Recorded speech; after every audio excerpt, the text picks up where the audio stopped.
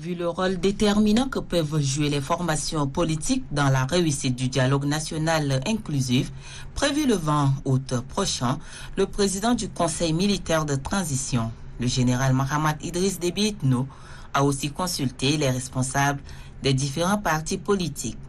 Parmi les sujets abordés au cours de cette rencontre tenue au palais présidentiel figurent la subvention des partis politiques, la promotion de la réconciliation nationale, les libertés individuelles et collectives. Le président du Conseil militaire de transition a saisi l'opportunité pour rappeler à ses interlocuteurs que pour un climat serein et réussi des assises du dialogue, les partis politiques doivent jouer leur partition, bannir les querelles basées sur les intérêts égoïstes, les petits calculs politiciens, les réflexions corporatives et communautaires. Pour lui, les responsables des partis politiques doivent être à la hauteur des espérances actuelles et mettre leurs compétences au service du Tchad.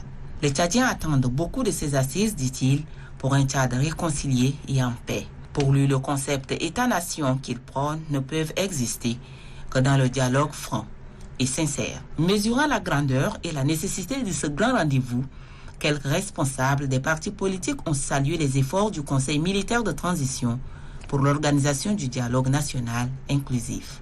Ils sollicitent l'appui financier pour participer au dialogue. En réponse, le président du Conseil militaire de transition a ordonné le déblocage des droits légaux dus aux partis politiques.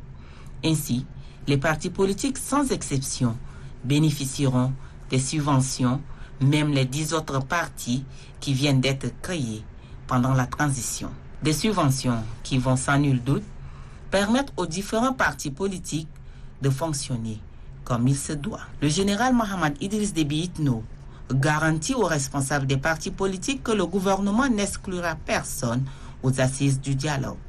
Il précise que la représentation des partis politiques dans le gouvernement de transition, au Conseil national de transition, ainsi que dans le comité du dialogue national inclusif, démontre le rôle important de ces derniers dans la promotion de la paix et la réconciliation nationale.